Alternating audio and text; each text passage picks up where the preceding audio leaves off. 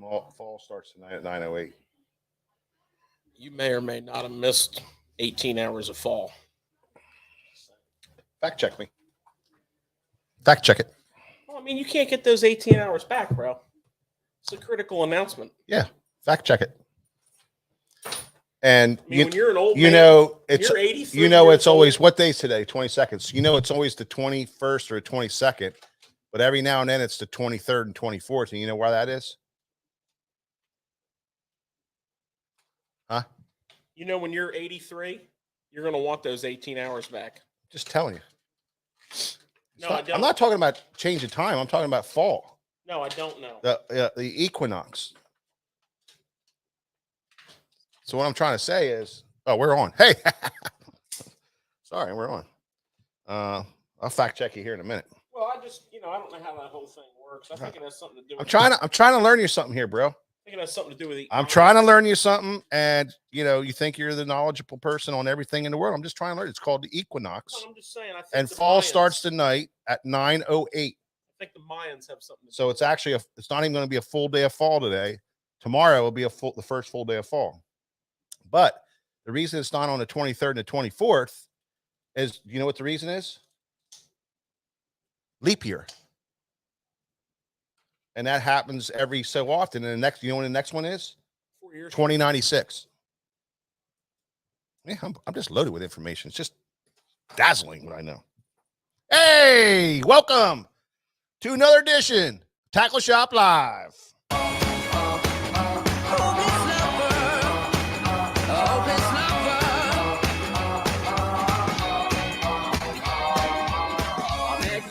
Yeah, you guys caught us in a big conversation. Big conversation.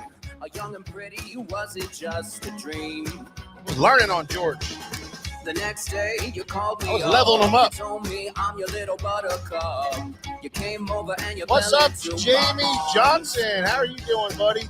Well, I know what Andy I feel. Garrett, how you doing, Please man? tell me your love is David real. Richardson. You make me Oliver smile Gear, how are you? when Chuck Wright. I get down, knowing that Tammy. you're blue. I can't get You're always here, Tammy. How you doing? Thank you so much for stopping in. Mark, how are you?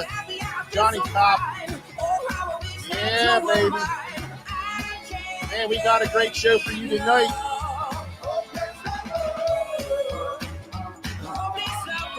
Eric Kurt, Kevin Carpenter, how you doing? Philip Good. Keith Howard, what's up, Keith? David Schallmeyer. Frank Harvey, how you doing? Man, thanks everybody for stopping in tonight.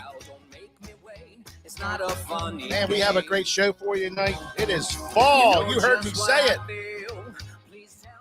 Tonight, 9:08 p.m. is the official start of fall. You don't believe me? You can fact check it. I had to fact check George there. I got him all learned up now. I wonder if those guys fishing the Bassmaster Open on the Red River think it's the first I day of know. fall. Them poor buggers. 98 degrees. Ouch. Thank God, man. They're gonna change their launch time tomorrow to get out earlier. That's how bad it is. Come on, it's 98 degrees. It's not No like wind. It's not like it's 100. No wind. It's 98. That's true. It's 98. I remember fishing a Elite Series tournament on the back of a boat, no wind, 103. I knew it was going to be higher than 98. Man up. Man up is what I got to say. Man up. I knew it was going to be higher than 98. Man up. Well, it doesn't sound that bad, but let me tell you something. 98, I know it's hot. that's hot. Well, down there, see, it's a different kind of heat. Is it dry or is it not? I mean, I think it's humid. Arizona's dry. I was hoping you were going to catch on that. Well, What's the matter, Nick? It's not working. What do you mean it's not working? Does that mean we get to go home early? The camera's not working, Mike. I got you. We got camera. It's froze up. Yeah. Everybody see us? Oh, we are froze now. Hang on, Nick. There's an error here. All right, turn it off, turn it back on. Always turn it off, turn it back on, Nick. Well, hang on, guys. We're getting there. We might see that Hang on, guys. kickoff tonight. They can hear us. They can hear us. Well, look at old Ryan Bauman on the show. 98 Degrees was my favorite band. You know, I got all their CDs. I still listen to them on my Walkman, my Sony Walkman. It's on. I don't see anything, but it's on. Is your plug in right? Matthew Weimer's in the house. Matthew, There you go. All right, here we go. thank you for There we your beverage sponsorship, sir. Whatever you did, that's what it was. Most appreciative. We'll be cracking a tall one here in a minute. Here we go, Nick. Hey, we're back. Quit playing with the buttons, Nick. Don't touch it. And the former cameraman Nick Yeah. has this to say. Yeah. What? We got to change his name. God, we just got it started. I want to give a shout out to Sam Montanello for the beverage tonight, which is the Heineken Original. I mean, how can you go wrong with that? Thank you. We got another shout out. Thank you, Sam. Appreciate it very much, buddy. Appreciate that beer. Don't worry, we'll break into that here in just a minute. But see, you need something special for them. You got to have a can opener. So we're gonna have to figure that one out. Don't forget Matthew. I'm going to say Weimer. And I'm pretty bad at names, so I probably said it wrong. But Yeah. for the fine hoppy beverage from Trogs, Man, he just hooks us up all the time. He's just Hop Cyclone. oh, that is really good. Actually, we had that last time, Yeah, we a did. couple times ago. Yeah, we did. No, we had that on the last week's show. Yeah, that's Yeah. fantastic. Yeah. Yep. I got it. Weimer. Yep. Thank you, Matthew. Brother, this one right here, That's good. you can put that down as Tackle Shop Live approved. Well, there you have it. But thanks for the beverages, fellas. Yep, absolutely. Appreciate it. So where was I at? Oh, fall. So 9:08 tonight is the start of fall, and tomorrow will be the first day of fall. So that's the equinox. It's when it's whatever equal time, 12 hours of daylight and 12 hours of nighttime. George. What do they call the summer when the first day of summer hits? If that's just the equinox from a lunar perspective, what would you call that? Whatever could it be? Yeah. Perhaps solstice? That's it. Oh, yeah. That's Summer exactly solstice? right. Yeah, I was just checking you. I was just letting you know. Well, I was just checking you and see if you knew. If you knew. Well, the summer solstice is past. That's past. We're on the fall equinox is here. equinox. And the only good thing about that is we've got a couple of months of phenomenal fishing. Yes. And then eventually, frickin' winter. Dan Killinger, got to make another trip down from Carlisle. Let me tell you something, guys. This shop is bursting. Is that fair to say, Nick? Bursting. It is bursting. Bursting with tackle. Bursting with cutting edge tackle. The website is loaded with cutting edge 2023 tackle. The shop is loaded. We just today got unbelievable amounts of tackle, which we're going to go over here in just a second. We are going to go over a few tidbits. Unbelievable. The warehouse is loaded. Some of you guys on Pre-Tackle Shop Live saw the warehouse is loaded up. The store itself is busting at the doors. It's hard to close the door at night when we leave, Nick. And it's interesting. Everybody was waiting for all these items, and they're here. They are here. And they're rolling in. And they're here in numbers. They're coming in a big way. Yeah. Now, I will tell you that the Hellraiser had extremely great sales. So we're out of the bone and the white, but everything else is still pretty decent. We got some decent colors in that.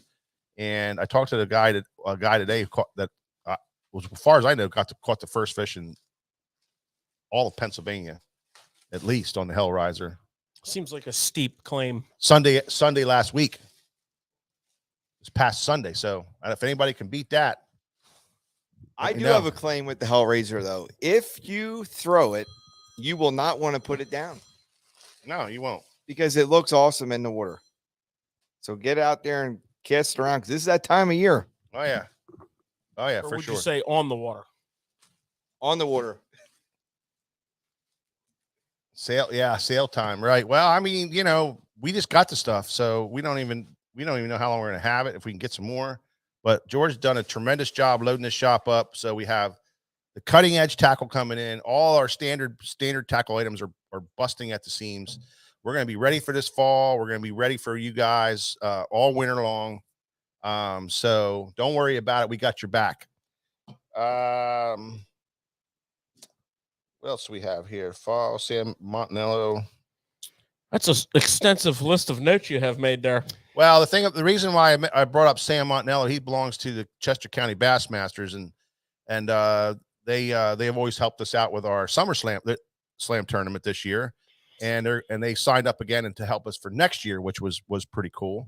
They did a wonderful job with the weigh-in. Yeah, and just facilitating all the ops behind the scene. Yeah, those boys come in with like, boom, boom, boom. This is how you do it. Yeah.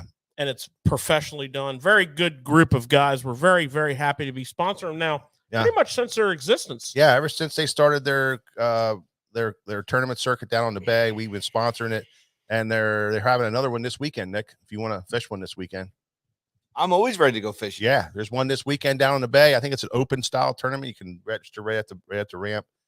Saturday or Sunday? Saturday. So Saturday, bright and early. Mm-hmm. Anchor Marine on the Northeast River. Yep. Chester County Bassmasters Open. Yeah. Casey Hepler, Click and Fritz side, not yet. Yeah, no, not true. What we have? They're in the shop, but they're not on the web yet. There's not enough inventory. There's only like 3 or 4 colors and stuff. Yeah, so we have a couple here. You can call the shop if you want to. We're still waiting for the Evil Empire to get some more here. Yeah. Don Roeder, how are you doing? Go Gomez. What's up, Go? Hey, I got a bunch of stuff down here for you from all of our listeners that are helping us out with stocking up some used tackle for you. Make sure you give me a call, Go, and we'll get it to you, or stop down here and pick it up. Either way. What's the matter, George? Nothing. Seems a little disheveled. No. Okay. I think the word's disheveled. Mike, I think he's just so excited about what's in front of him. I think the word's disheveled, not disheveled. We're going to get this show going. Just checking. We're going to get this show going right now with what we call Tackle Talk.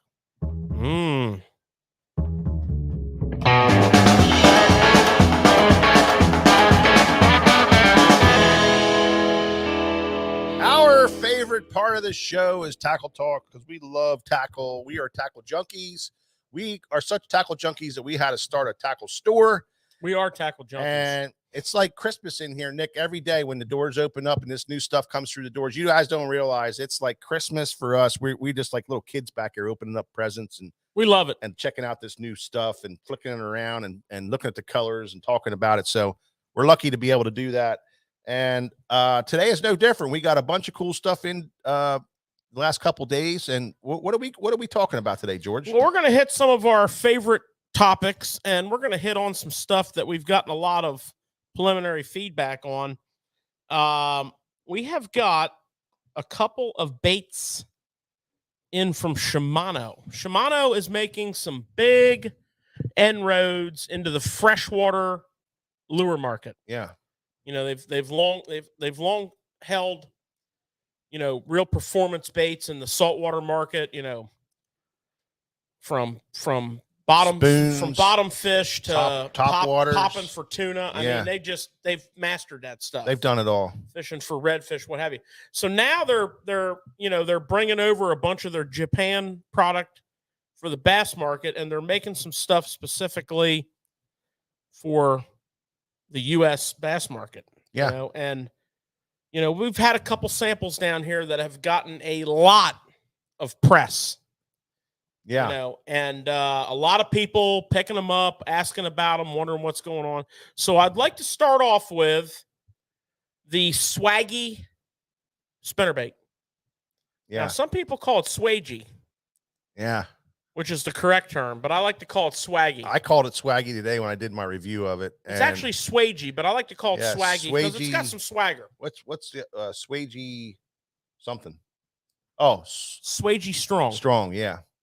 You know, and you know, let's face it, there is a glut of spinner baits on the market. I mean, and so many quality, millions of them, well-made spinner baits from, so many quality makers, and this is no exception to that. This is a, uh, high quality, Japanese quality, high quality componentry. The blades are, plated, polished, cupped. Yeah, it's got a little different cup on there. They've got a cupping on the blade that helps with vibration, Mm-hmm. helps with, startup of the blade, helps with, I never saw a blade like that. thump. Yeah. But Yeah. the really cool thing here is the wire. So the wire is a tapered wire. So you have a thick 1.00 millimeter. Whoa. Okay. You have a thick wire coming out of the head. Yep. Tapering down to, 0.99. a lighter wire back here for your vibration. And the problem with spinnerbaits is if you build a spinnerbait that has that high vibration, the wires are very fragile. And if you swing fish in the boat by the, by the line, big problem. You really bend the hell out of them and weaken them, and they break at the R bend. So this is kind of addressing that. We have our strength and we have our vibration. Swagey's strong. Swagey is the vibration, I guess. No, swagey is the fact that the wire is swaged from thick to thin. Oh, is that what they call that? Yeah, swaging. All right. So the other thing about that, that George, is the head design. Oh, let me flip it back over again. Yeah, it's got a low center of balance, so you can burn that thing, and it's not going to roll over real easy. So what Mike's saying is a ton of this weight is below center of the hook. So, and they did that so so you don't get that rollover. And also a wire tied skirt. That's great. How many times did you guys go into your spinnerbait box, that you had for years in collection, and you go to pull a spinnerbait out and the thing just explodes and there's nothing. bare jig. And a real nice keeper if you're a trailer person that fishes a trailer. A real nice keeper on there. That's a 3.0 hook on there too. Nice big 3.0. Quality hook. That's the problem with some spinnerbaits. Some spinnerbaits, if you're a smallmouth fisherman, you get your average spinnerbait. It's got a 5.0 hook in it. It's got this big frickin' gaff in it, which is fine, for the right situation. But if you're an open water smallmouth guy, or a lot of our waters are mid grade size fish. This 3.0 hook is a much more, and it's got some tensile strength to it. There's not hardly any flex there. So beautiful. $13.99. Beautiful. The colors are spectacular. This is pink smelt. There's a black gold that is a dead nuts golden shiner. Yeah, beautiful golden shiner. There's obviously a white. There's obviously a chartreuse and white. There's one called Tidal Killer, which is like a sort of a combination between chartreuse and white and spot killer with a little bit of black. Yeah. Kind of reminds you of a chartreuse and white with a little bit of black back on it. Mm-hmm. There's a natural bait. It's got the silver blades. There's also two different blade combinations. There's a Colorado willow, which in spinnerbait terminology is known as a tandem. Mm-hmm. So if you ever see the word tandem with a spinnerbait, it's referring to the fact that it's a Colorado followed by a willow. Yeah. So that would be a tandem. I like them. And then there's a double willow, which obviously is two willows. Yeah. And then there's 3/8 and 1/2 ounce. So you've got, I'm going to say 6 or 7 colors in both weights in both blade configurations. And, you can really match a hatch. $13.99. Beautiful. Good quality blade. I really like that spinnerbait. I think it's going to be a really good quality spinnerbait for addition to everything we have. I mean, everybody has a million spinnerbaits, but this is going to do something a little different. It's going to be a nice, strong blade for you, and the colors are right. Well, we're super deep on spinnerbaits here at the shop. Well, that's because of where we're from. And, we're very selective on whose spinnerbait gets in the shop. we're not just putting in like any old spinnerbait. No, absolutely. So, if you walk down our spinnerbait aisle, you're kind of seeing like Yeah. the hit parade of spinnerbaits. Keith And Carey, this made it. Northeast Iowa. How you doing, buddy? Thanks for stopping in. Appreciate that. Let's see here. Jack Hinkle. Roland Barker, how you doing? Connor McLaughlin. Yo, buddy. What's happening? You guys just getting in here. We're talking tackle. This is our tackle talk section of our show where we discuss the hot, latest, greatest tackle that's being that's coming into the shop. Was released a lot, this year at ICAST, and everybody wants to know about the new stuff. So we're breaking it down for you. And the first thing we broke down was that spinnerbait, which it's like George said, we're very heavy on spinnerbaits here. It's hard to get another spinnerbait in here. So you got to kind of be selective. The Shimano blade is just a quality blade. It's one you got to have, just because of the quality of it, I feel. Well, the durability. The thing about spinnerbaits, Mike, is there's, if you're a hardcore spinnerbait angler, you're gonna maintain an inventory of spinnerbaits. Yeah. That's deep. I mean, there's so many blade combinations that require colors, different situations that you run into, from extremely muddy water to extremely clear water, from cold water to warm water, from a specific bait fish to just a general spinnerbait, from even a crawfish imitator. Yeah. So, I mean, there's so many spinnerbait possibilities. Well, not only that, but in your boat, you have a box with blades in it and split rings and skirts, a whole nother box of skirts that you can manipulate your spinnerbait on the fly. Yeah, well, you need to do that. Change a blade, go to a bigger size blade, a smaller blade. You can't carry all the combinations. You can't have everything. So you, for the serious spinnerbait guy, he'll have a little box that he can manipulate all of his blades to get the perfect combination for the perfect day and the perfect condition. I actually carry a round nose plier so I can open up the blade, the wire, take off the front blade, change the front blade, and that round nose wire makes that perfect loop for my back blade. Yeah, right. On. Yeah, we did. Beads, clevises, spacers, skirt materials to tie skirts. I mean, there's just, there's no shortage of, spinnerbait mods. And when you come in the shop here and you say, man, you guys carry a ton of spinnerbaits, blah, blah, blah, blah, blah. Well, not really. Yeah. It just kind of looks that way. But anyways, we're going to do another spinnerbait show probably before spring. Yeah. We've done a spinnerbait show that was very in-depth. Yeah. We'll probably revisit that right before spring, which is a good spinnerbait time of the year. And we'll announce that in advance, and we'll do a, close to a 2-hour show on spinnerbaits. What else you got over there? Well, this is pretty cool here. Sticking with Shimano. This is cool. I have their new Arma Joint glide bait. And this bad boy is technical. Okay? Big time. So this is an Arma Joint 190 millimeter. You know what? Let me see if I can get a weight on this thing here. This thing is 1 7/8 ounce. So, somewhere's in the neighborhood of, just under 2 ounces, 1 3/4. So you have a double jointed body. You have a traditional S style glide. I don't know why he's showing split ring pliers. Somebody asked about it. Somebody asked about it. It's got double.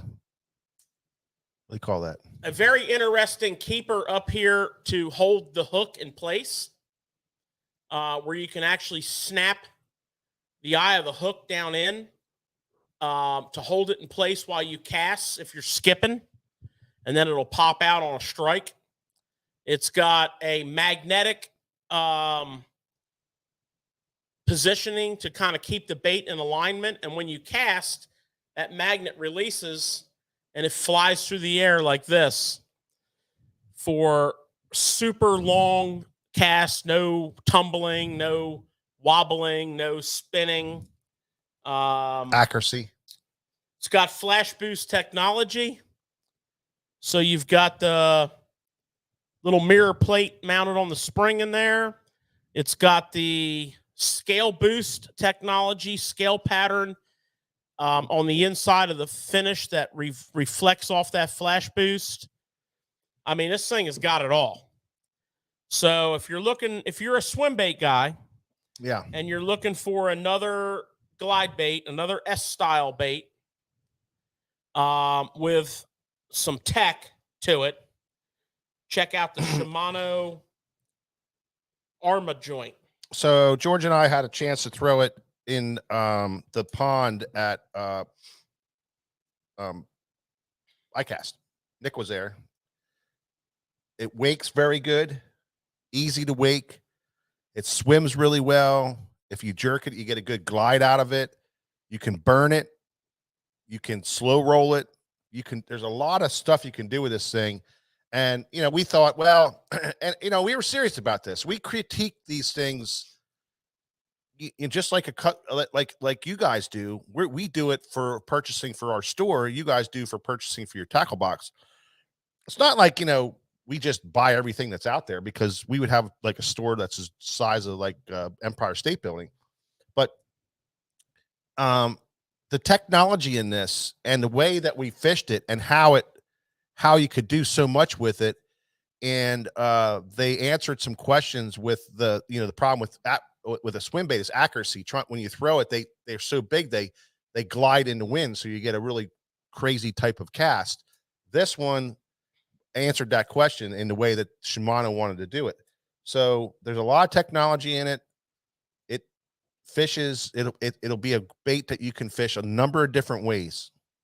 The other thing that's really important about this bait is it's a slow floater. So it's not a floater. It's not a suspender. It goes down and it very, very slowly rises up. Should you kill it, which you probably won't. Mm-hmm. This little keeper system up here that I was talking about is great for skipping, to try to keep those big hooks from swinging. Yep. And it's just a little wire keeper. You can see that hook pull out of there. There's just a little keeper system in the belly there. We're going to take the eye of the hook. We're going to lay it on there. And we're going to take our thumb like that and lock that down in there. So now that split ring is flat against the body, minimizing the swing of that hook, which is great for the skip, the cast, keeping that hook tight. And when that fish eats that thing, it pops out of there. So this is a pretty sweet S-Waver style bait. Great color patterns available. You can check them out online. They're all ready to go. Comes with a spare tail. In the package, there's a spare tail, so you don't have to order the annoying ordering of a spare tail. Faith First Fishing, welcome to the show. And that bait is called the Arma Joint.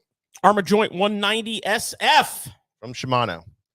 Okay, George, what do you have next for us to show us? This is pretty exciting. I have got a rod to show you. Oh. I've got a rod to show you. I've got a $99.99 rod. Yeah. That seems to be the battleground once again. That is the battleground right now. It started years ago with St. Croix bringing out the Mojo Bass at $99.99. Didn't stay at $99.99 very long, but it started out there.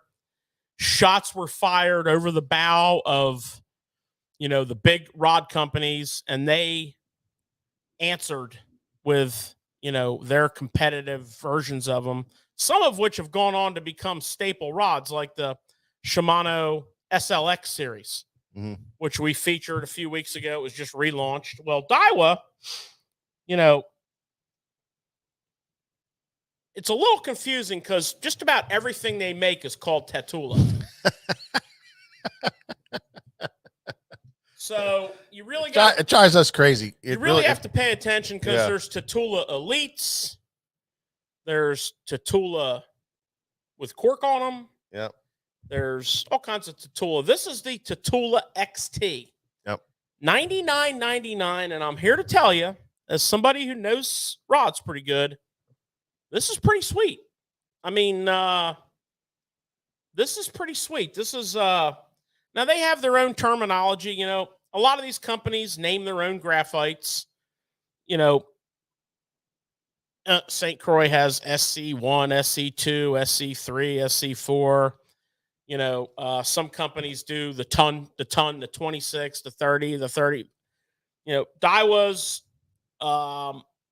graphites vary depending on the rod line, but they use a lot of what they call the HVF, which stands for high volume fiber. Which basically the way they describe it, you know, if you get hung up on these terms, is, you know, if you could microscope in on that sheet of carbon, there's very little space between the individual carbon fibers that make up that sheet.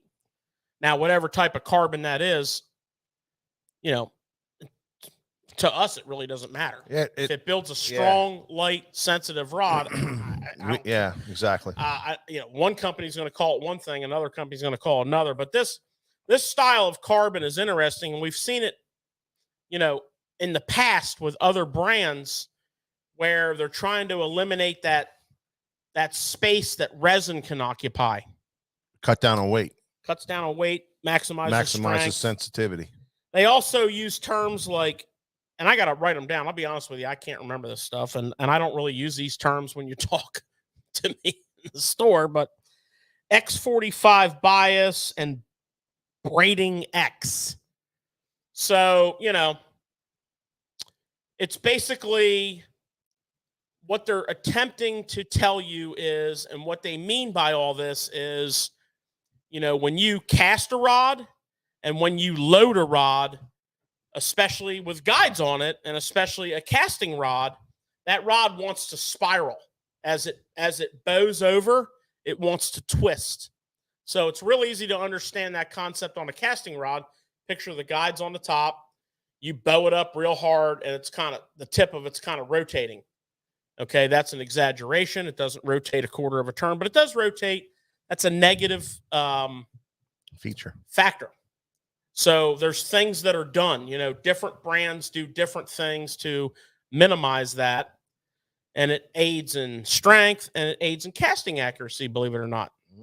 So this rod features some of those things, and it's light. I mean, it's very nice. It has Fuji aluminum oxide guides. So it's got, you know, a good quality brand of guide on it. It's $100. Okay, it comes in all kinds of actions. I mean, if you jump on our website and look at the matrix, you'll see, you know, 5 different spinning rods and 6 or 7 casting rods. I mean, everything from finesse to power. So we're pretty excited about it. That's the spinning. Here's the here's what the reel seat looks like on the casting.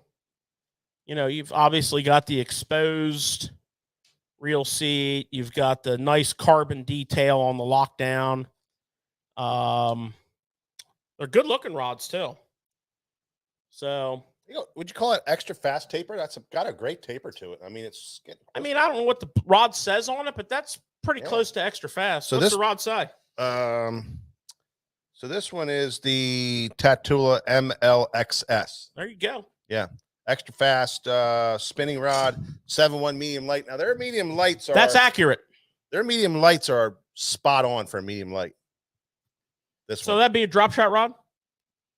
Yeah. No, I mean, you could. Really? Yeah, it would be you wouldn't drop shot with that? You could drop shot with it, but also, you know, you could like a Ned rig rod. Right. You know, it could be a Ned rig rod. It's not like see, it's because it's extra fast.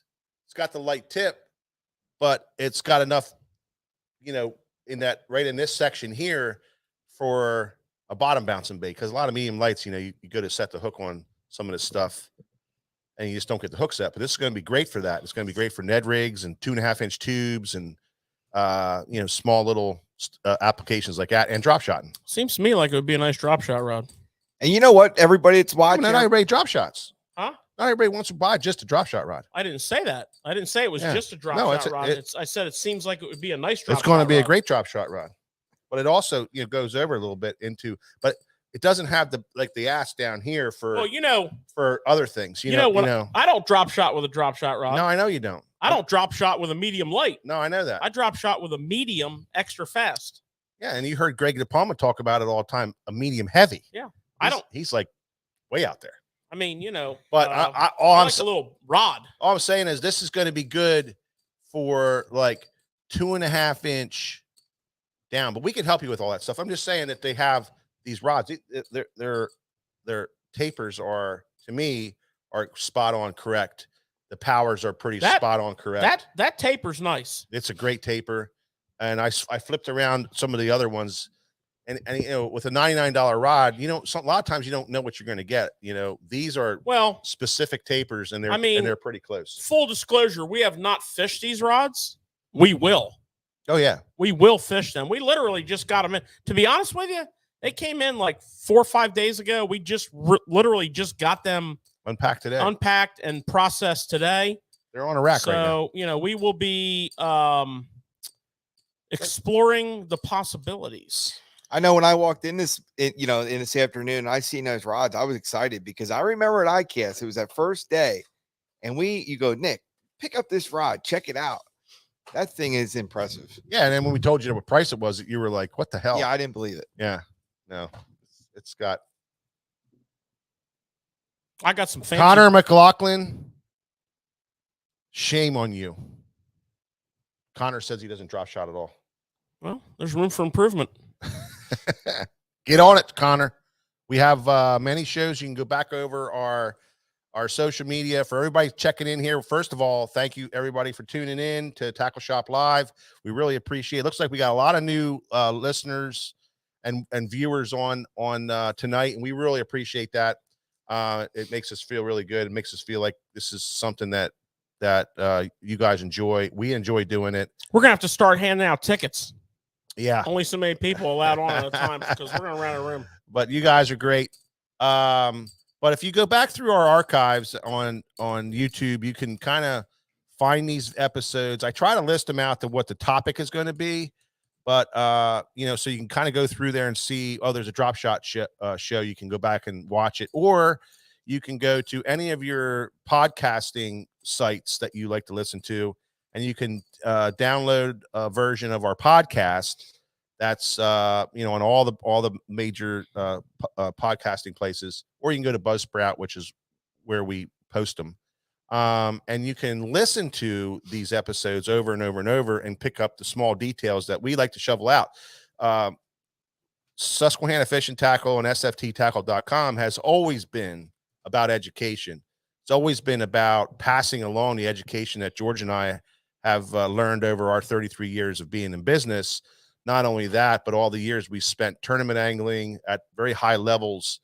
And then also now the friendships that we've built over the years and being able to talk to those guys and stay up to date with the cutting edge technology and the cutting edge techniques. That's what we do here. We're an educational shop. We're an educational show. We do like to talk tackle. We do like to talk tournaments. And we do like to talk techniques, which you'll see all that tonight. So, and you know why we do those three things? Why? Because it's America and we can. Yeah, and then you got to put up with George. So that's fun. And everybody seems to like it, but if you don't, we apologize. But we have 3 exits in the building, and you may select in this particular case east, west, or north. Yeah. Yeah. So, but listen, when you're listening, you got to have thick skin. We always bust on everybody. Everybody's getting picked on. If we're not picking on you on this show, that means we don't like you. Yeah. So Connor, when you get picked on, that's because we love you, bro. And we're all here to have fun. And when you come in our shop, I promise you're going to have a good time. But you better have thick skin because we're picking on everybody. We're having a good time. We're talking tackle. We're talking fishing. We're talking everything. And that's what it's about. So that only reason I'm talking about this because there's a lot of new people on tonight. And this is what we do. So we appreciate you guys stopping in. Please Yeah. go to our social media sites, our Facebook, our Twitter, our Instagram, and our YouTube. Like and share with all your friends. That helps us out. That helps get the word out to more people so that they can come in and listen to this information that George and I like to pass on because we get it and we like to pass it on to you. Okay, George? We done with that big infomercial there? It was like, just welcome everybody to SFT, baby. SFT is what we are. All right. Now, you got one more product you want to talk about I here? do. I want to keep it, I could do this. Sometime I want to do the whole entire show over the winter when there's a snow blizzard. Yeah. I want to do the whole entire show on just tackle. We love it. I want to forecast it out like 2 weeks in advance and let everybody know. Yeah. Because you remember that guy, Bill. We don't want him accidentally stepping in on that show. No. Because, he got his panties in a bunch because we talked about tackle. We don't want that happening again. Yeah. So, what I got for you here, last and not least, is the Kevin Van Dam signature elite. It's called the KVD Elite jerkbait from Strike King. So they basically took the 300 series, the KVD 300 jerkbait. They gave it a series of custom finishes, custom paint, if you will. It's KVD's appointed colors and appointed baits. Yeah. It's his signature series, kind of like, if you want to say that. Yeah, well, the other thing is they did something that KVD likes to do, Yeah. and they put KVD Mustad triple grips on every bait. And that's unbelievable. So and I noticed too the split rings. And I don't know if it's on all their baits, but the split ring on the front, they already have the oval on there. They do that on all their baits. Do they? Okay. Yeah. So that's not much of an upgrade, but the hooks are an upgrade. The paint jobs are an upgrade. And that's a hand-picked KVD improved colors. It's a half ounce bait, the KVD 300 jerk bait. Yep. It's a half ounce bait. It's got the custom colors. It's got the KVD triple grips. It's coming in at you at $14.99. It's a beautiful bait. You're going to, depending on your line weight, you're going to fish this bait in the 4 to 7 foot range. Most of the time. Yeah. You can obviously make it go shallower or deeper, but that's the accepted range. $14.99. Hold up, I got. That's some triple grips. Look at that. You see that? Snagged up on the mic. What a commercial right there. Should have went cordless. That's why you go with triple grip hooks right there, ladies and gentlemen. So that's what I got for you on Tackle Talk tonight, and we'll all set our calendars for a snowy winter day when we do a whole session on Tackle Talk. Yeah. Well, I was back and I did a little video on those baits earlier, and I got a chance to really kind of look into them. They are a quality bait. They feel quality. They act quality. The paint jobs are quality. So it's the Kevin Van Dam signature series, and that's what I would call it. They call it do they call it the signature series, George? They call it the KVD Elite. Elite. So it's kind of like his top of the line one, but it's definitely quality all the way through. And we fished that style of bait, and it has a really nice the KVD action to it. The KVD jerk baits are they're must have. No, they do a full size run, 100, 200, 300, 300 deep. Yeah. Every color you could possibly imagine, and now they have the KVD Elite version. So all set up, ready to go. You don't have to mess with fill your boat up with KVD jerk baits. Yeah. Somebody asked about split ring pliers and a good split ring plier. George and I have messed with split ring pliers forever. We've tried everything. Some of them were good, some of them weren't. But the one that sticks around all the time is the Texas Tackle split ring plier. We have them in stock. We sell them. They're on our website. This is what we use here in the store when we're changing hooks out or doing stuff for customers. We bust these out. We have them in our little work tray over there. But this is they're easy to use. They're fast, and they're small and compact. You can get in there and just work it real quick and change your blade out. So George and I approve these ones right here. Well, that's all we've been using for 15 plus years. I would say it's been 15 years. Prior to 15 years, I was thinking about that the other day. Prior to 15 years ago, we probably tried 25 or 30 different split ring pliers. It was a lot. Matter of fact, we even got into a medical booth up in some show we were at, and it had like all this medical supply stuff. And we found a split ring pliers that was similar to this, but they were so big it was hard to work around with. So we tried everything. Nothing was great. But this one here, this is stuck with us. It's hanging around. It's a good one for you. Okay. Fantastic. Where do you want to go now, George?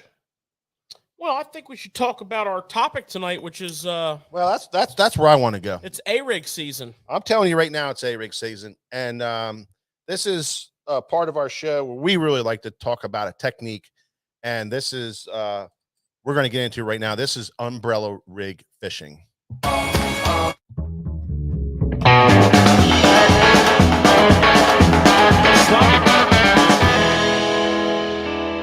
Get your buttons labeled or something. I mean, production. People love it. Production's where it's at, bro. They love it. Well, they love it. Might find yourself unemployed here. So, George and I, we trying to discuss this all week, trying to come up with topics of interest. We try to keep it to the time of year. And usually we do a big section on tournament talk because it always leads into a technique or a topic of discussion because of it's that time of year and it's pertinent for that time of year. And this week we were kind of kicking around and it was right in our face the whole time and we just couldn't think of it. We're kicking around some ideas, jerk bait time, but we did that 100 times, but we want to do it again. This, that, and everything. So now we were shooting a breeze and these people were coming in and they were buying all these umbrella rigs over the last 4 or 5 days. And it just hit me yesterday, man, this is the time of year where the umbrella rig starts to break out and become a really serious bait to carry and take out and fish every day from here on out, at least a little bit every time you go fishing. And by that, I mean, one of the giant problems with an umbrella rig, and George will tell you, is, rigging it up, tying it on, having it ready. It's just this big, giant problem. I'm going to show you something while you talk. I'm going to go get something. Yeah. So what we've done is we've dedicated a rod, that we tie that thing on and it stays rigged up all the time. We rubber band it down. George is going to show you what we do with it and how we handle it, but we have it all ready to go in the box. And then we have multiple backups all ready to go, all rigged up, ready to go in another box with our rubber bands on them that keeps them nice and organized, because it is an absolute nightmare to do all this stuff on the water, rig one of these things up. And the thing with an umbrella rig is you have to throw it every time you go out, because I'm telling you, if they get on this umbrella rig, it is the most unbelievable bite you're ever going to have. And you're going to catch some of the largest fish in the area on that bait. So why not have it rigged up and ready to go? And the way you do that is just have a rod dedicated to it. So we're going to tie one on this weekend because we're going out this weekend, George and I. We're going to tie one on one of our rods, and we're going to talk about rods here in a little bit. And it'll stay on there now for the rest of the year. Hands down. Well, it's A-rig season. It's A-rig season. It's A-rig season. It's A-rig season in a lot of parts of the country, and it's transitioning into A-rig season in a lot of parts of the country to come. So you want to get your game on. You want to get dialed in. You want to be ready. Like Mike said, your fishing partner thumping them on an A-rig and you not having yours even put together in the boat, that combination does not go together well. The wind's blowing. Yeah. You got to put 5 jig heads on, or depending on which state you're in, 3 jig heads on or whatever. Mm-hmm. Loaded up with baits. It's not on the water is not the place to do it. What I like to do with them, and I brought an old one out here. We are big proponents of the Picasso A-rigs. very, very big proponents of the Picasso A rigs.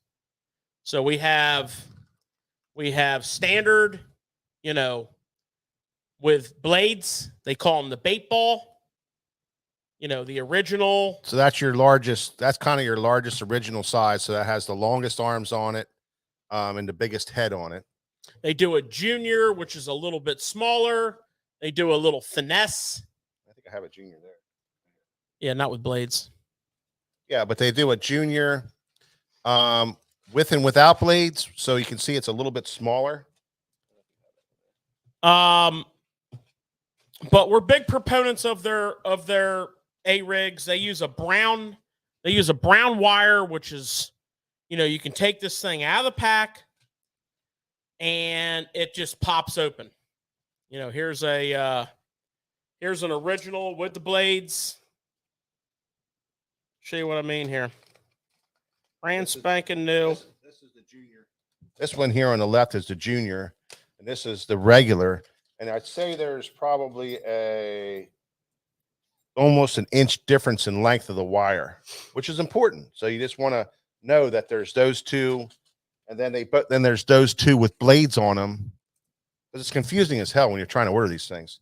And there's the junior and the regular with blades on them, and then there's the finesse, with and without. And the finesse is another inch smaller than the junior. So you have the length of your wires. And the reason I'm saying this is because when we get into the discussion of fishing this, I'm going to talk about this. I've learned a lot about this, and the length of the wire is very, very important. So then you have the finesse that's smaller than the junior, of course. And it has with and without blades. So I just wanted to explain that a little bit closer. And then you have blade colors of copper, silver, and gold. Yeah. So that's the breakdown of the blades, the baits that George and I are fishing in the Picasso realm. Well, we really advocate for the Picasso baits. They're some of the highest quality umbrella rigs on the market. They have built into the head of the bait, they have a swivel built right into the head of the bait. It's just, you can see that. Okay. It's a brown wire. You take the band off of it and it snaps open. You can then tweak it to the width, the spread that you want. You know, this is their bait ball, which has the blades. I can open that up as wide as I want. I can tuck it down in. And, you know, the size of the umbrella rig is important because it has to do with the amount of spread that you can get on that bait. I can open this thing up even more and continually opening it up and getting a bigger and bigger profile, a bigger and bigger spread. Because in essence, you're retrieving a small school of shad through the water. That's why the strikes are so violent. You know, it's like a bass attacking a school of bait fish. And also why on some days you can't get bit real well until you put on an A rig in the fall. So again, that's your different sizes. That's some of the features that we like. I really like the fact, and I'm going to show you something interesting here. So this particular model that Picasso makes, I can slide that collar that's on the bottom there. I can slide that collar up the wire with my pliers. I can slide that up and expose the opening on that brown wire. That brown wire has a lot of spring to it. So if I break a swivel off, I can just replace it simply by sliding that collar up. And some people prefer a different type of swivel, so they'll change theirs out, but you don't necessarily dropping that have on to. there and closing that back up. And I have my swivel on. Now, if you have an old school umbrella rig and it gets battle tested, if you look at this one, I've taken and put split rings on the bottom. So this one here, the wires are wrapped and the eyes are formed and my swivels became damaged. So I cut them off, put a split ring on, and attach my new swivel to the split ring. So, you know, I'm extending the life of an old umbrella rig. So that's a little thing that'll save you some cost there, okay? And allow you to change that swivel out. And then it's just a matter of loading it up, you know. Now, one of the biggest problems with the A-rig is once it's prepared to fish and you're done for the day, you're not just going to put it in your rod locker on your rod. So one of the things I like to do is I like to get this extra large Daiwa Tactical View lure cover. They make them in, you know, all different sizes. This is the extra large. And then I can literally take my A-rig, kind of compress it, and put it in there, put it right around the rod. And there it is. On the rod, in place. Or I can put it in there and just attach that to my hook keeper and tension it up, because my line's coming out of here. So that solves that. I can have these 2 or 3 rigs preloaded, ready to go, and throw them right in my tackle bag or right in my hatch, already in these. Yeah, ready to go. And then just, you know, if I want to go from blades to no blades, It's really important to have these things I rigged can up. just pop that out of there, and I'm ready to go. You know, obviously it might be a little tangled up like that. Just Well, and tangle it. it would already have the jigs on. It would already have the baits on, ready to go. And all you do is just open that thing up and start going. So that's kind of the mechanics of it. Mm. But what we need to talk about here, people, is the actual rigging and nuts and bolts of an A-rig. You know, so the first thing you have to look at is your jig head. The weight of your jig head is obviously your first major consideration. Okay, how deep am I fishing? So if I'm fishing, you know, shallow to say 10, 12 feet of water, and I'm fishing 5 jig heads, I'm going to max out at 1/8 of an ounce. And I'm probably going to put on a 16th ounce. Okay. Now I like a light wire, but a strong hook. A lot of times I'll fish a shaky head. This is actually a War Eagle shaky head. It's got a Gamakatsu hook on it. And the reason why is I've got basically a flipping stick. Okay. 7.6 to 7.11 heavy powered flipping stick. I like to fish 25-pound fluorocarbon. And then I've got this big wire harness here. In other words, very little give in my system. So if I use too light of a wire on my hook, I'm going to lose a lot of fish because this hook is going to flex on me. So what happens on a lighter wire hook, if you're not careful, for example, if you loaded this up with, you know, a regular wire hook like an SFT jig head, and you were fishing for anything other than small fish, you know, this thing will flex open, okay? And potentially you'll lose those fish. Like, for example, I see William Clute on here telling me and Mike we got to get our butts up on the river in November. Yeah. And A-rig for some smallmouth up there. I'd love to do that. So my point is, the reason I brought him up, if you go up on the river and you catching some St. Lawrence 6-pounders and 5-pounders and high 4s on an A-rig, you better have a good hook on your jig head or you're going to lose most of them. Because A, they are terminal velocity, and B, they've got that current. So you need that jig head is critical. I'm not telling you to go out and put on some kind of saltwater jig head, but I am asking you to put on a good quality black nickel hook, you know, a Gamakatsu, a Mustad black nickel hook, a good VMC black nickel hook on your jig head. And I mean, any place you come in here, there's dozens of jig heads back there. They could be shaky heads. They could be swim bait heads. There's all different hook sizes. So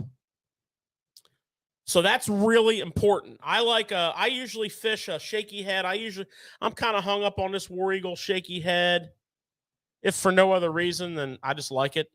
But you can do any shaky head you want. Strike King makes a really nice shaky head. I mean, every company, there's tons of them back there. Yeah. But just don't get a lightweight hook.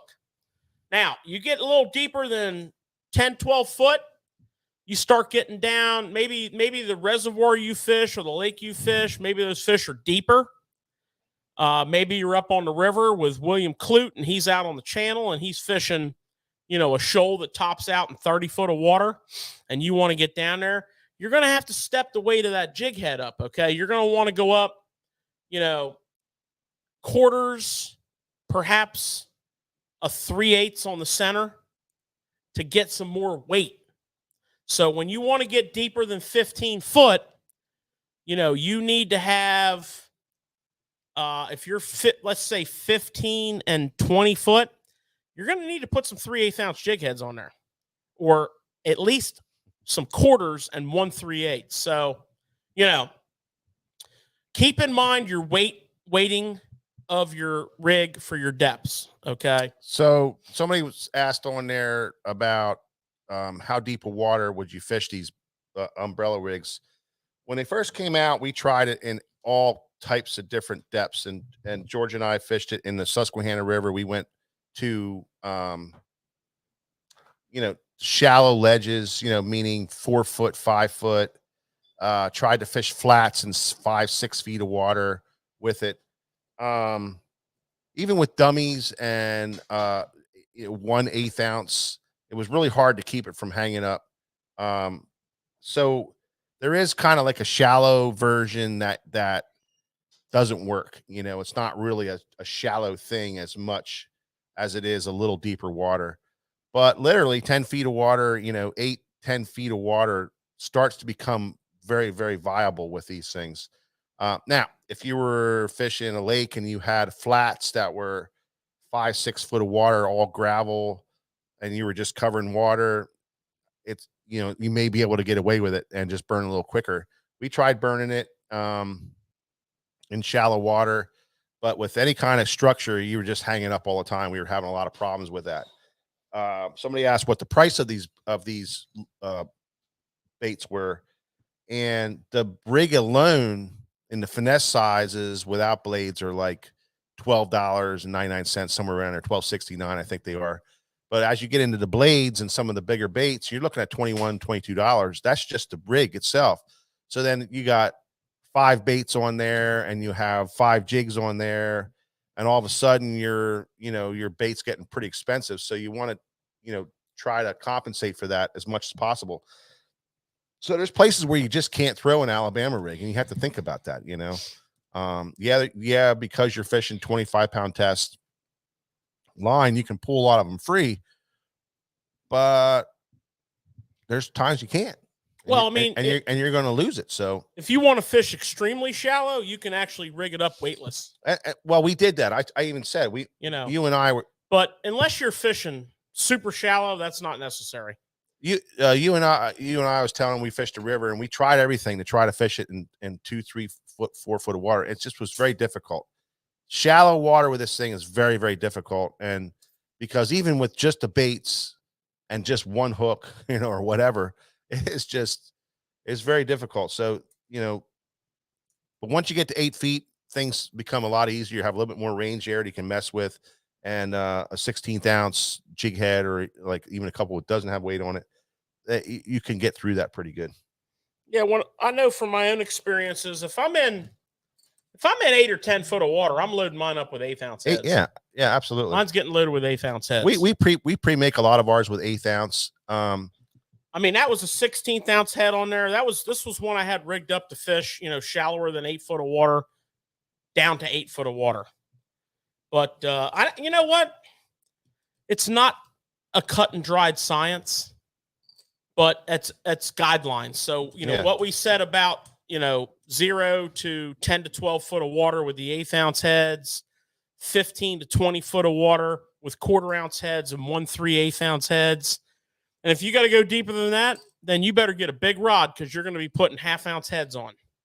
Yeah. And we have done that. We did that on a reservoir down in North Carolina in the December 1 year. And those fish, we marked them. They were right down deep. And we had to put 1/2 ounce jig heads on that thing. And I'm telling you, casting it was not graceful, but we got it down to those fish. Some of you reservoir guys that are fishing reservoirs, you're going to find yourself throwing some 3/8 ounce quite often on points, on some of the big flats out there, but mostly point fishing, hopping points. Once and even the other place that we really like to throw them is on a steep cliff wall or a steep dropping bank where you can fish right out in front. But a 3/8 ounce, when you're trying to get down, you have a lot of suspended fish, and you'll see this. Trust me, September, October, November, you'll see a lot of them 15 foot, 10 to 15 foot. That's where they're going to be. You're going to want to scale up to a bigger bait.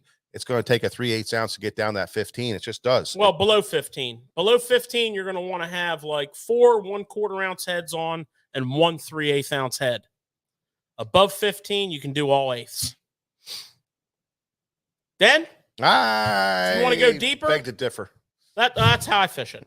I beg to differ. That's how I fish it. I can get it on the bottom in 15 foot of water. You can, but on a steep dropping bank, if you don't get that thing down right away and you want to put any kind of speed to it, you need 3/8. You need 3/8, 3/16 at least. Well, quarter's going to be a little heavier than that 3/16. Yeah, that's what I'm saying. 3/16 just ain't. I mean, 3/8 is what I'm talking about. Yeah. 3/8. That's what you need. You need 3/8 to get down there. 15 foot. Got to get it down there. All right. Well, we have some difference of opinion on the weights, but you get the idea. Well, a depth too. We have difference opinion. I don't think you should fish it deeper than shallower than 8 feet. It's too difficult. I generally don't either. No, it's too difficult. You're going to lose them. I just was, trying to say that. Listen, you got a lot of money in these baits. It becomes expensive, and you're going to have a chance of hanging it up.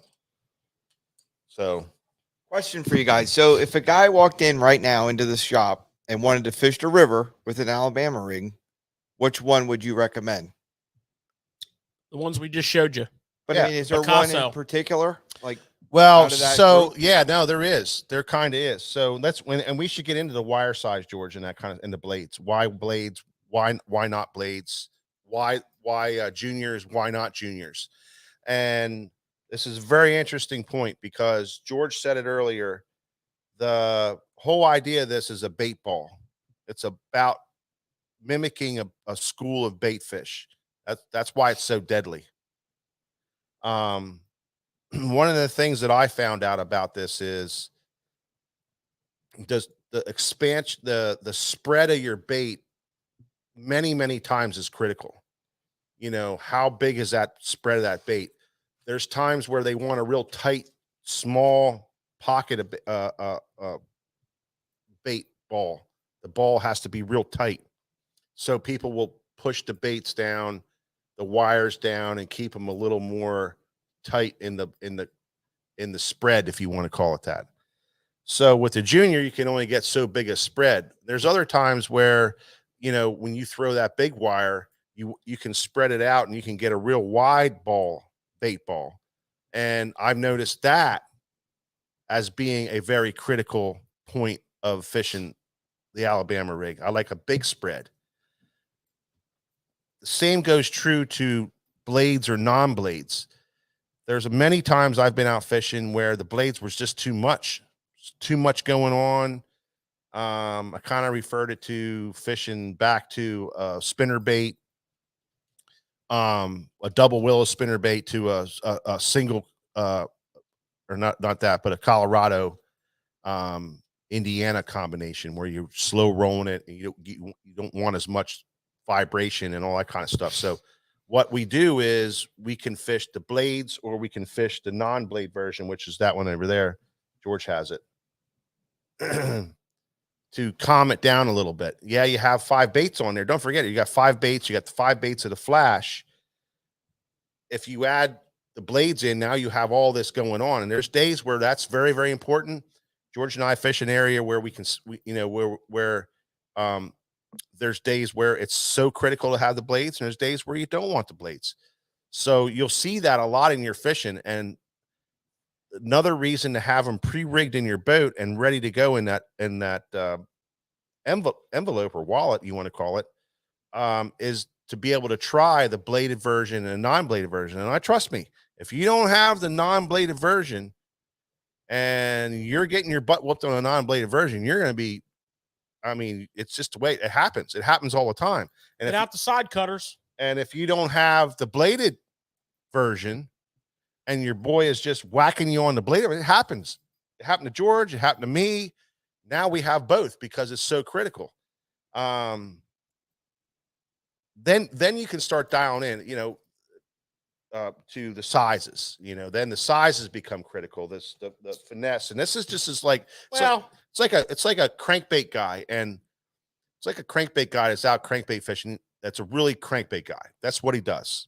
It's like, I'm a crankbait guy. I have 400 crankbaits in my boat. I have a crankbait for every situation. I know when to use this flat side, the round side, the big belly, the small belly, the big lip, the small lip, all the different stuff, because he's dialed in on that. Well, you can do that with umbrella rig fishing also. You can go and have the finesse size wire, the junior size wire, and then the large size wire, and you'll see all the differences there if you're that critical.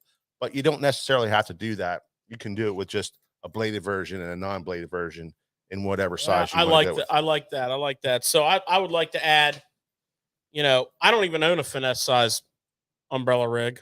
I know some people that fish them on boat docks, like a spinner bait, and do extremely well. I don't do that, so I don't own one.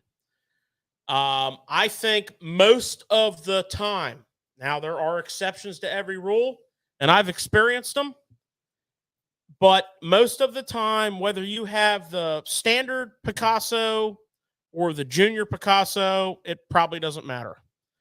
What does matter is blades versus no blades.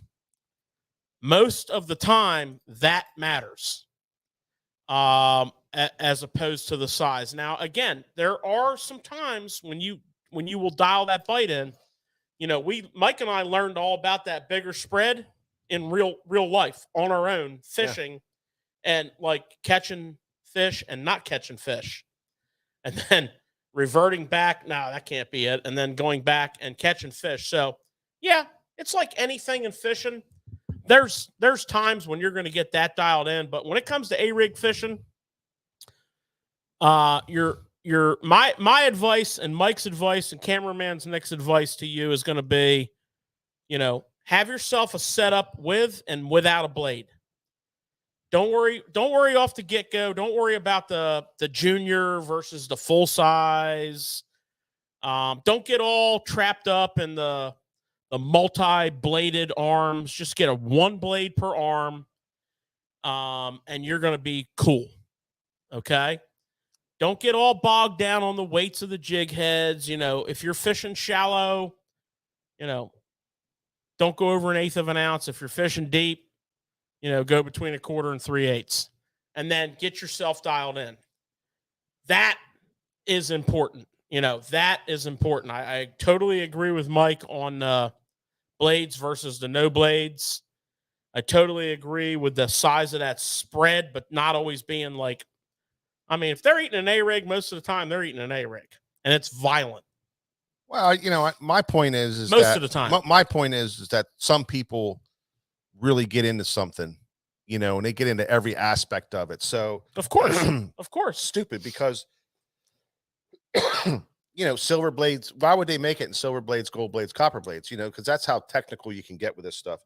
But I think the big point, like George said, is for most of us guys, we can get away with one size and just with blades and without blades. Most of the time, you're going to be in the ballpark. And then once you get your thing, then you can spread wide, you can spread small, you can make it more compact. And somebody asked me about that one time. Why would you do that? Why would you do that? Well, George and I were down in the flats in July, and we talked to everybody about this and told them how much fun we had down there. But it was like an aquarium. Remember that, George? That lower end was like an aquarium. And you guys, the Susquehanna Flats on the Chesapeake Bay. Yeah, for the Susquehanna those Flats. of you out of this area. Right. I should say that. So the Susquehanna Flats on the end of the Chesapeake Bay, it was like an aquarium. It's a giant, massive, multi-square mile grass flat. And there's a ton of different species on there. And we got to this one area where we saw these bait fish coming through. Okay. And then you would see them again, and then you would see them at different times. But at all different times we saw these bait fish. They were sometimes in these real tight little funneled schools. And other times they were in these little wider schools, just kind of going around like, this is cool. And other times they're like, oh shit, get me out of here. Somebody's going to try to eat my ass, like, there's different times when that bait fish is in these different size schools, and it really perpetrates how the fish are biting, whether they're really aggressive or whether they're not so aggressive. And you can mess with that. So that's what I've always said. Listen, fishing is really paying attention to your surroundings. It's nature. It's understanding nature and watching nature and seeing what nature's doing. And then you can kind of just formulate your ideas on this stuff. So that was it. That's how we kind of mess with it. That's what we saw visually. It was really nice to see that again this year down there and kind of reiterate some of the things that I've thought over the years, working a jerkbait real fast, working a jerkbait real slow, dead sticking a jerkbait. That's all on how they're feeding. That's all on how all the bait's moving. So the same thing with umbrella rigs is that type of thing. We're starting to get into that time of the year, at least from here up northeast. We're starting to get in that time of the year when the fish are starting to look up. Yeah. We always like to say the fish are looking up. They're paying attention to schools of shad. They're paying attention to, schools of. I was just up on the St. Lawrence for a few days. They were paying attention to all kinds of different baits up there, yellow perch and I don't even know some of the minnows I saw up there. Yeah, but. Call everything emerald channel shiners. They were eating a lot of different species, but they were paying attention to that bait. It's not a shad, it's an emerald shiner, right? And when they start looking up, that doesn't mean they're going to not be on a crawfish pattern at some point during the day. But when they start looking up, and when those bait fish are present, and you start getting into this time of the year on, that A-rig is a player. Now, you may throw it through a key area that's holding a group of fish, and you may not even get a bump. And you know what that's telling you? Just put it away.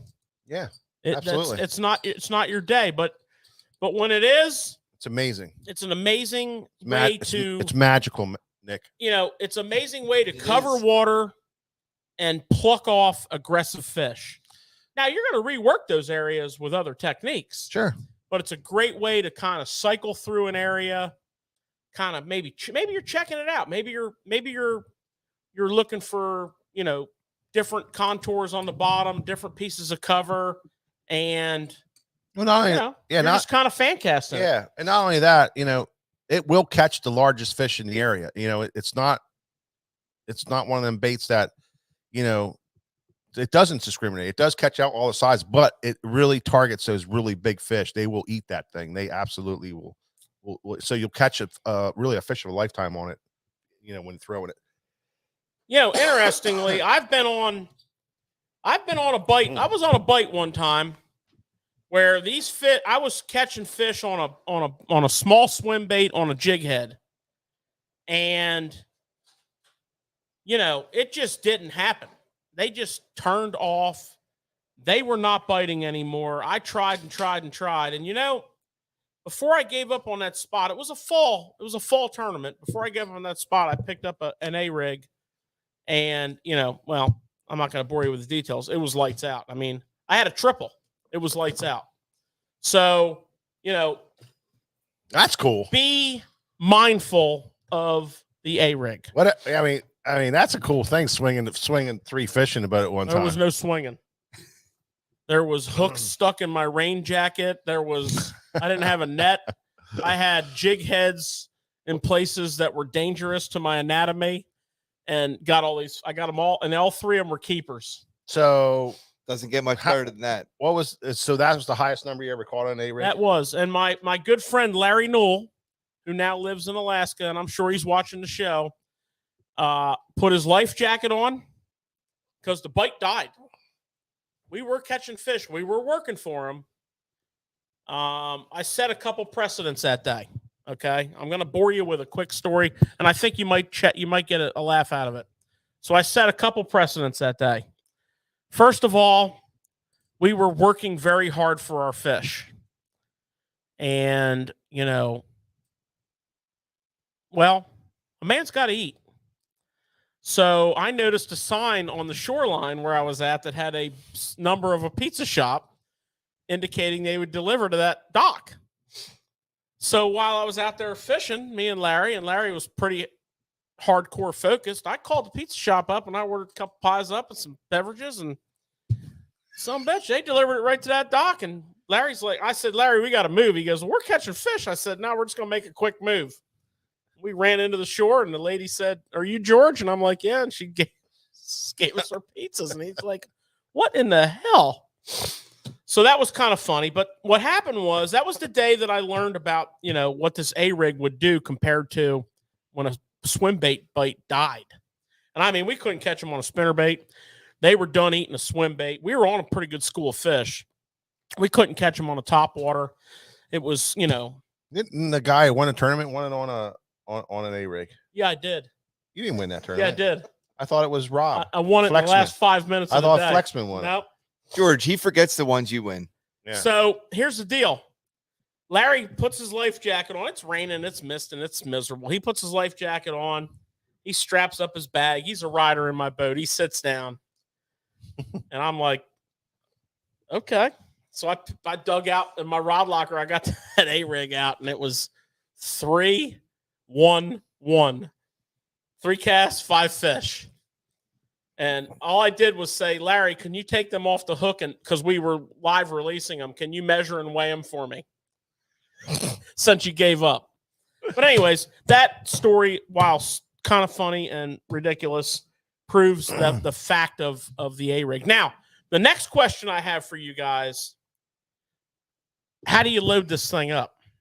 Yeah. How do you load this thing I up? couldn't wait for you to ask that because, George, I wanted to know, do you do all different colors? Or are you guys all doing one set color? I have the best single day I've ever had in my life was on 5 different colors. And it didn't start out that way, but it was one of them days where it didn't matter. I was just taking dead baits off the floor of the boat and reloading. That's not always the case. That's not always the case. Yeah. Usually That there's was some. Usually there's what I You would could have call. threw a piece of bubble gum in the water that day and you'd have freaking wrecked them. Usually there's what I would call a strategy to this. Now, whether or not it makes a difference all the time, I don't know, but it sort of kind of does. So, a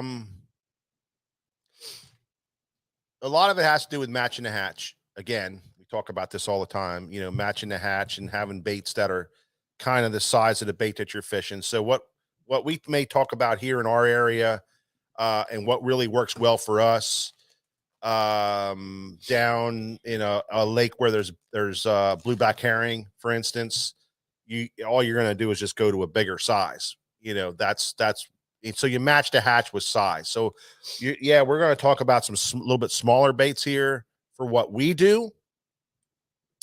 But it would be different wherever you're at, but it is important to match the hatch. That's what you're trying to do. And this goes back to being, cognitive of your surroundings, knowing what's going on around your surroundings and looking and watching. This is why fishing is a lot more of, in the I don't want to say that. You're in the moment, you're out there, you're in the nature. You got to be absorbed with it. It's not just going out there and, oh, Jimmy said we should be throwing this bait today. And George and Mike were throwing 5 whites and 1 orange or something. Mike wants you to be the fish, right? Yeah. I want you to absorb yourself with it. It's kind of weird saying that, but the reason I'm saying that is because you need to be watching what that bait is flicking out of the water. You need to be seeing what those schools are. You be paying attention to that stuff. You need to kind of match it a little bit. So, all I'm saying is that you may not want to throw these baits where you're from, but where we're from, this is what we're throwing for our majority smallmouth, but some largemouth fishing.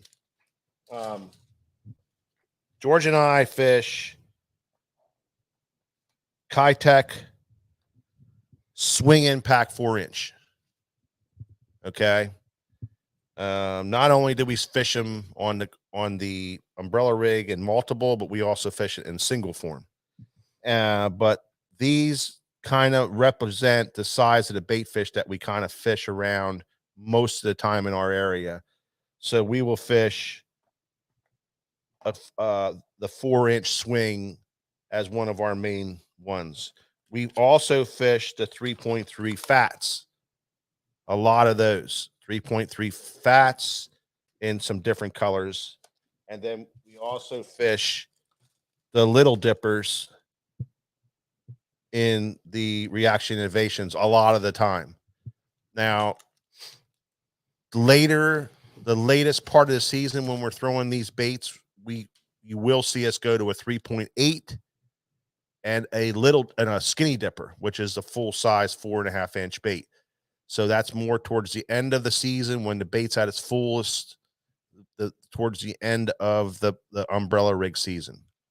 I've seen guys this time of year fishing 3-inch twister tails.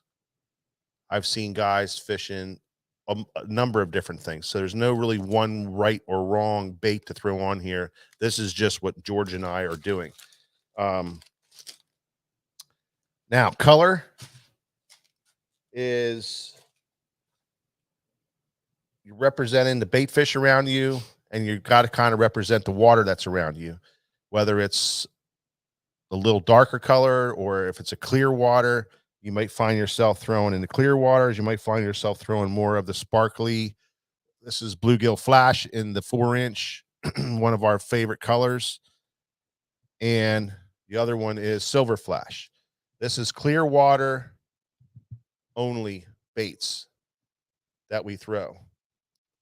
And what we usually do is we'll put, 4 of the one and 1 of the other on all clear water situations, or we might put 4 of these on and then maybe drop an accent color in white for the middle bait. And George is going to get into all that stuff. So I'm just talking color here. The other thing that we might do is if the water's stained is we might add in our favorite color in stain water, and that's a sungill. Fantastic, excellent, unbelievable results on this. Now we could have 4 whites in this in the middle as what I call a target bait, or we could have 4 of the silver flash over here and 1 of these in the middle as a target bait. But there's days where this thing, it might just be cloudy. It might just be threatening rain. Water might be clear, but it's raining or it's just cloudy. This thing will make a difference for you. This oddball target color will make a difference for you. And I think I'm going to let George talk about the target and the color ring. Here's another really good bait. That is the little dipper. It's not a slender bait. It's a little bit more of a shad style bait. It has more of a shad belly to it. We found this to be a fantastic bait on the umbrella rig. Well, really, the way it's changed for me over the years, these are our staple baits. But to be perfectly honest with you, in today's day and age, with the tremendous selection of baits we have at our disposal, insert your favorite brand. You like a Jackal swim bait? Okay. You like a Strike King Rage Swimmer? Beautiful. You like a Big Bite Baits Pro Swimmer? If you like it, I love it. And I fished all those brands with great success. I think the real key thing here is the size. And, if you're on most gizzard shad lakes or most like bait fish type bodies of water where you don't know what they are, but they're like minnows of some sort. Could be emerald shiners, could be minnows, whatever. I mean, you don't have to be a biologist to know the size of a bait. Who cares what it is if it's that big, right? Now, we fish some bodies of water where there is some big bait. And when that big bait is present, you need to size up. So, you may need to go from this size of bait that we showed you here, and you may need to go up to like a 3.8 size because there's big bait in the area. When there's big bait in the area, all of the fish will be on that big bait. If there's, 3 different shad spawns in the area, and it's fall, and you've had the gizzard shad have spawned 3 times, and there's little tiny ones and mid sizes and the bigger ones, they will be on the bigger ones. Yeah. Okay. Take that, match and the write hatch it down on your paper. Match the hatch and match up that bigger one. So you may need to go to a 3.8 size bait to do that. And whatever brand you like, hey, like I said, if you like it, I love it. So we've fished quite a few of the different brands. It's part of what we like to do. We like to try different things, and we can just talk on and on and on. But basically, you're fishing a boot foot style swim bait, and you're emulating that school of shad. And you're going to experiment with your retrieve. Now, as I said earlier, we like a 25-pound fluorocarbon. Okay, this is not a finesse technique.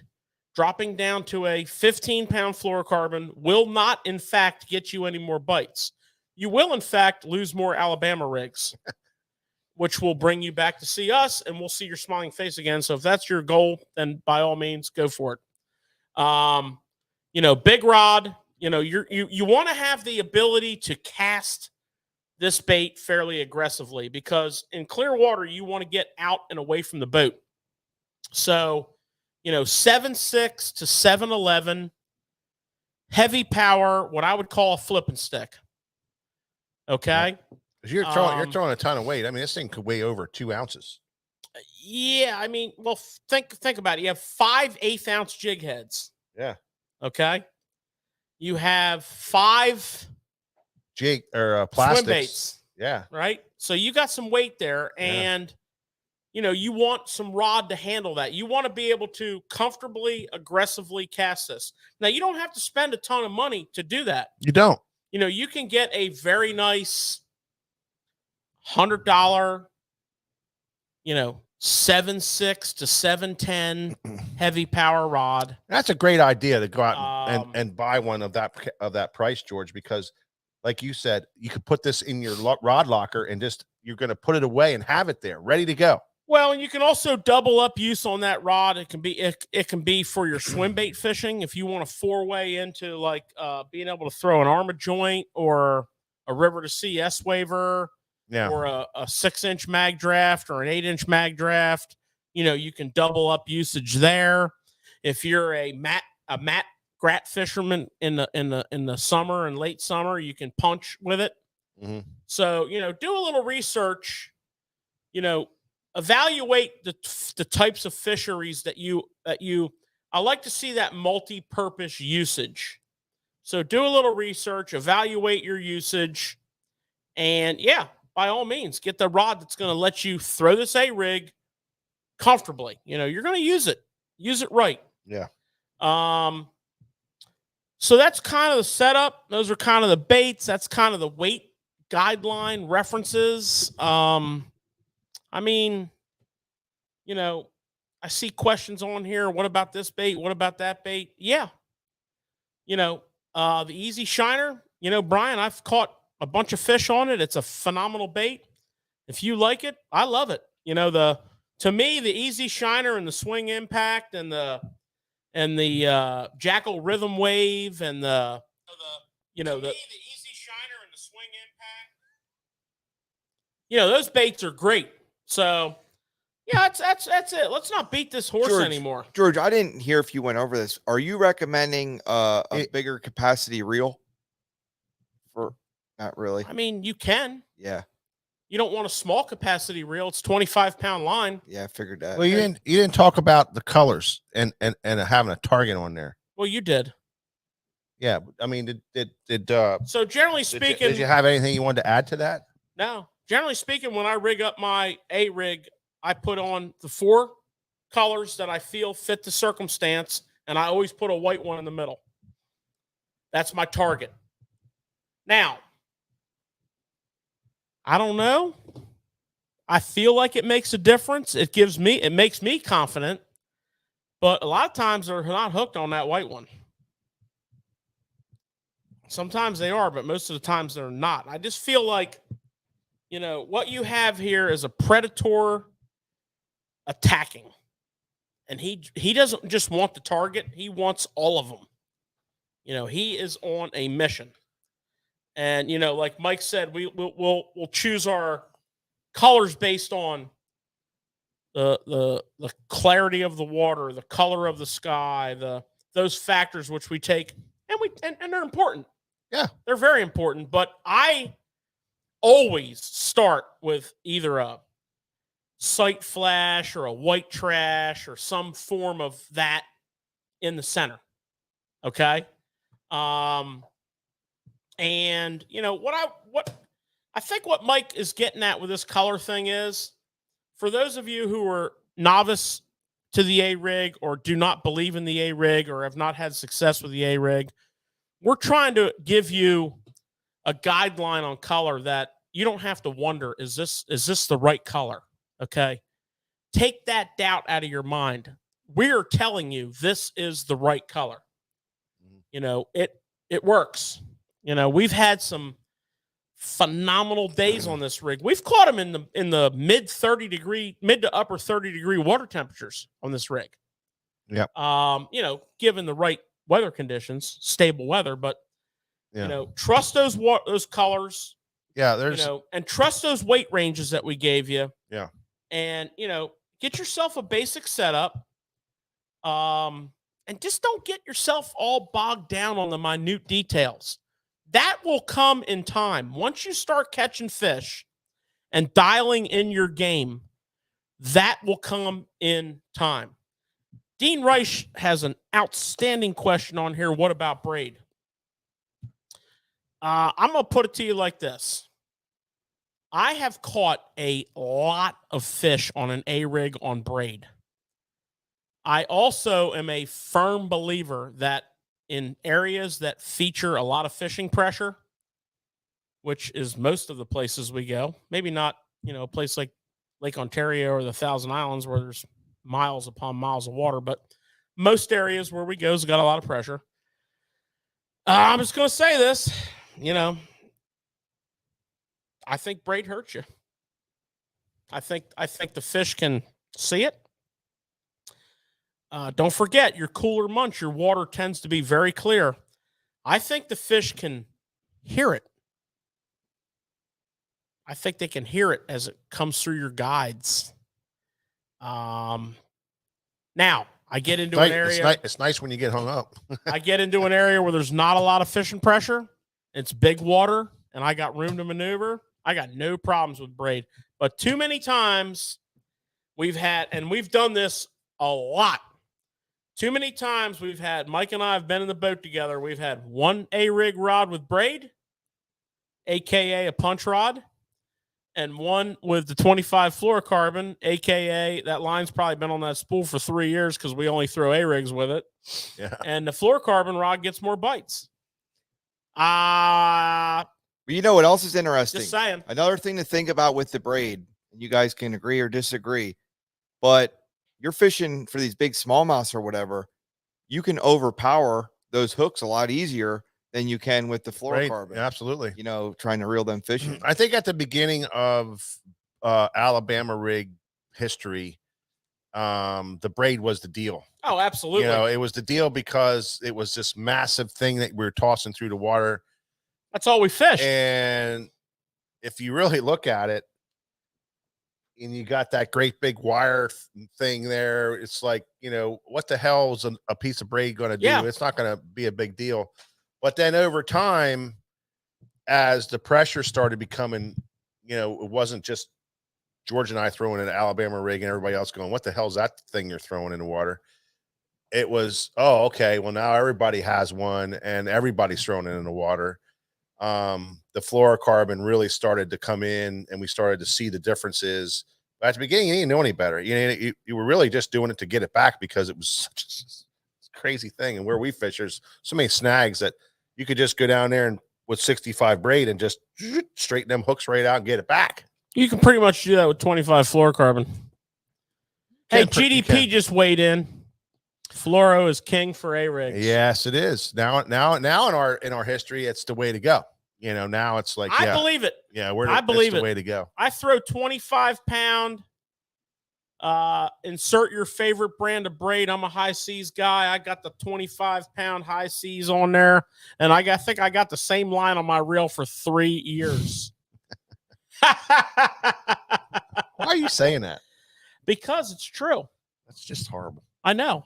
I got it. What I got to do in the morning. He throws it out, and this thing just like it's coiled up. No, it's not. Because what I do in the morning is, before I launch the boat, I hook my Alabama rig on the back cleat, and I walk to the other end of the parking lot. And I'm like, hold up.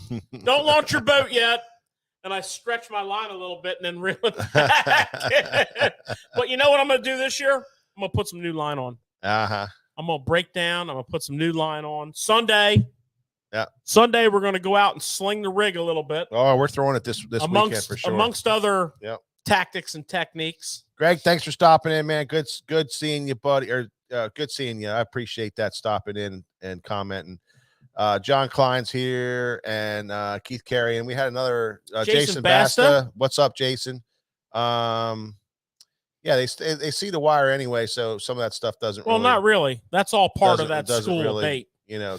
Do much for that. If they saw the wire, they would never hit the rig. Yeah, so it's all about the ball. It's all about the bait ball presentation. But let me tell you something, guys. If you're not throwing it, it is absolutely a mistake. Well, when the bite's on, it is freaking fun, man. It's fun. It's really fun. I mean, I'll tell you this much. Hold on to that rod because they get violent. I mean, I'm just telling you. So George's max catch was 3. I think my max catch was, I did 3 one time. Yeah, I think I had maybe 3 or 4 on, but I've only. Oh, here we freaking go. He's got a one. No, up I'm yet. not shitting you. Here we go. I'm talking about landing fish. I was going to prep you, but okay. F you. I did catch 4 on one cast. Oh my God. Well, I was lying to you. I caught 6. But I only really got 2 in the boat. But I honestly felt like I had 4 hooked up at one time. But I only swung 2 in the boat. So it's really hard. When I watch on YouTube, somebody caught 5 fish limit. It's like 17 pounds. That would be awesome. On Ken Golub from New York, when the A-rig first hit the scene, before these states even had limits on their hooks, I think New York's 3 hooks. Ken Golub did a great video on a Finger Lake in New York. He showed the bait fish stacked deep. He cast his rig out. He let it sink all the ways down there. He started it. He started reeling it, and he on camera back in the day, he caught 5 smallies for pushing 19 pounds. Oh yeah. Now I'm sure that video is still out there. It's still out there. Once that stuff goes up, yeah, it's out there. You can't get rid of it. Yeah, it's there. That was a great video, and that was on Skinny Atlas.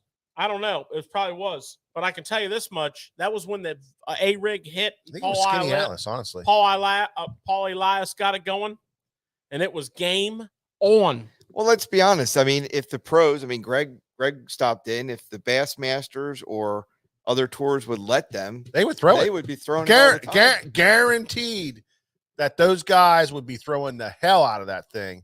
That's why they got rid of, took it off the plate. I don't agree with it. I think, but look what happened the first year they allowed it. Mm-hmm. I mean, it was crazy. Paul Elias was on a tournament where you were struggling. It was September. Yeah. You were struggling. It was hard as hell to catch 5 fish, and he's pulling up on bridge pilings, and he's like, good God almighty. And I mean, the next thing you know, Yeah. I'm talking about straight up. We had to oil the hinges on the front door of the store. They were coming in here to buy some AA rigs. Yeah. Yeah. See, Greg's even saying it would never leave his front deck. Right. I That's knew, the way I knew Greg was going to say that. I guarantee you that. I mean, they're all throwing it on the off season. Look at Ottifo. He has a whole TV show where every episode he's throwing a friggin' umbrella rig. I got a whole line of T-shirts coming out. You know what they say on them? I throw an umbrella rig. You know what it says on it? What? You slinging a rig, George? It's my new line of sportswear. I call it slinging the rig. That would be a great That shirt. can have multiple meanings, but I'm just talking about fishing. That would be a great shirt. Slinging the rig. Patented. You slinging a rig, George? I think we put the show to bed on that soundbite. I'm telling you, man, that's freaking ridiculous. You slinging a rig, George? I would love to have that. Well, the only thing that would save you on that is if you had the rig on the back of your shirt, like a big, nice umbrella rig all rigged up in the back of the shirt. Dude, I'm telling you right You're now. slinging the rig, George, and then on the back have that nice big. Within 2 to 3 weeks, there'll be an entire rack full of those shirts here at the shop. Yeah. Well, I hope Be able to catch them out on my website, youslingingtherig.com. I hope that this helped you out a little bit with your Alabama rig fishing, but really, you can throw this thing anywhere. You can really have a good time with it, and it absolutely works. As you can see with Greg DePalma chiming in here and saying that he would throw that thing all the time if he was allowed to in tournament fishing. It's just a really good tool. You can fish it, like George said, down to 25 feet. You can fish it all the way up to 8 feet. You can fish it everywhere in between. You can throw whatever bait you want on it. Mess around with the weights, like George said. And, Get on it. And throw it a lot. Get on it. That's a big deal. So appreciate everybody stopping by tonight. Nick, what do you got? Anything else? I just wanted to know if George had any more stories. If these monsters got bigger than last week and the weeks before. Remember last week it was 3-foot worms. I got one for you. Yeah. And we should all react to this. Omega Protein, which is a commercial fishing company whose sole purpose in life is to rape the ocean and pillage the earth. When the last menhaden is caught in a net, they want it to be their net. What's the name of it? Omega Protein. Oh, They net massive schools of menhaden. They brought menhaden to the brink of destruction, which is crashing the striper population, amongst other things. They would kill the last menhaden tomorrow because they'd get more money for it because there wasn't that many left. They just caught 900,000 pogies plus bycatch. Now, a pogie is a little saltwater panfish, if you will. If you're not familiar with a pogie, it's just like a little saltwater crappie. delicious. Okay. They had estimated 900,000 pogies in their net, plus bycatch. Bycatch meaning stuff they didn't want to catch, like redfish, speckled trout, which all die. And they estimated that net weighed 500,000 pounds. Good gosh. They couldn't handle it, so they cut the net loose and drove away. Oh, bastard. This is in Louisiana. Go Google this shit up right now. Did they get fined for it? Oh, they're going to get fined for it. But you know what? They're like, I don't care. I'll just pay the fine. Yeah, it's not going to bring back all them fish. So there's a net floating. They got it. The Louisiana DNR's got it tied up. It's floating with 900,000 dead pogies in it. Redfish, speckled trout, God knows what else, all dead, 500,000 pounds. They cut the net loose because they couldn't handle that much weight and drove away. And they could give two damns. So Omega Protein, I'm not thinking good things for you. Mega protein right there, baby. I hope that next week when your boats go out, all your engines blow up. F you, pal. So that's my story of the week. That's a good one, George, but that sucks. Yeah. All right, Mike, take us home. So depressed right now. I don't even know how to do it. Take us home. We're 9 minutes from kickoff. I knew that was Same. coming. All right, everybody. Thank you so much. Thanks so much for stopping by the show tonight. Again, next week we have a special show for you. Michael Neal is going to be on the show next Thursday. Special guest. And if you don't know who he is one of the hottest fishermen on the circuit today. Bass Pro Tour. Just he's right up there with our boy Jacob Wheeler. Whatever the hell his name Jay is. Wheels. Jay Good Wheels. friend of yours, apparently. Yeah, he's dead to me now. No, he's not. You kids can't remember shit. You're old. And so we're gonna pick his brain about what he does, how he does it, and I'm telling you, you guys are gonna absolutely love it. I'm gonna break the finger in half. I'm good to go, man. I'm gonna break your finger. And so make sure you check in 7 o'clock next Thursday, Tackle Shop Live. Thanks for stopping. We'll see you next time. You slinging a rig, George?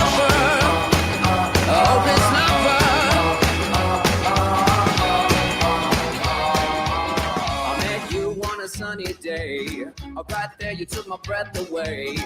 Young and pretty, was it just a dream? The next day, you called me up. You told me I'm your little buttercup. You came over and you fell into my arms. Well, I know what I feel. Please tell me your love is real. You make me smile when I think of you. If I am down low and I am blue, I can't get enough. You make me happy, I feel so fine. Oh, how I wish that you were mine. I can't get enough.